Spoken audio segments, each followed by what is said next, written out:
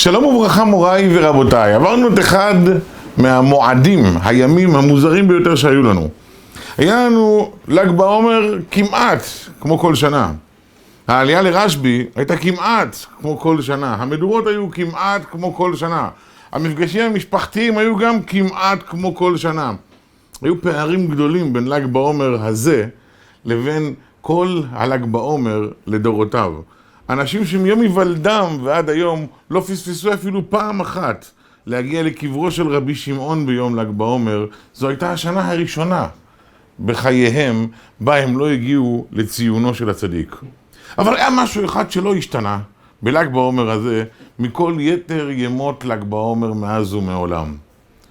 עד ל"ג בעומר, גם הזה וגם לשעבר, הקפיד רוב ככל עם ישראל שלא להאזין לשירים, שלא לשמוע מוזיקה.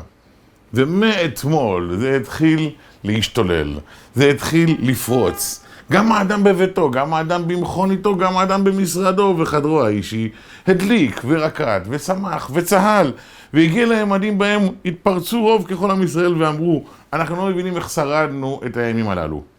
השירה זה חלק מאיתנו, זה חלק מהנשמה שלנו.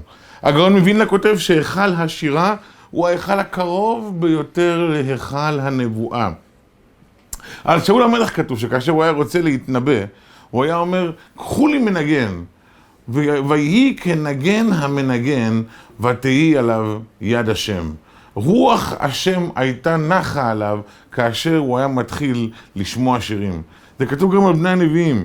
מתוך שירה והתפשטות הגשמית הם היו זוכים ומגיעים לרמות גבוהות וגדולות. אבל צריך להיות כאן אבל אחד גדול. והאבל הוא, אסור לנו להיות מכורים לשום דבר. אין כזה מושג שאתה לא מסוגל בלי שירים. אין כזה מושג שאת לא מסוגלת בלי כוס נס קפה בבוקר. אין כזה מושג שיש דברים שבלעדיהם חיינו אינם חיים. החיים אמורים להיות שלווים, שקטים וטובים, גם בלי הנקודות הקטנטנות היפות עליהם אנחנו רגילים. לאהוב, לשמוח כן, להתמכר בשום פנים ואופן לא. כי ייתכן שיהיו ימים, ובפרט ימים כמו היום, שמה שאנחנו רגילים באופן קבוע לא יהיה זמין ולא יהיה אפשרי, ואנחנו צריכים להיות ערוכים לכל תרחיש ובהצלחה רבה. ברוכים תהיו.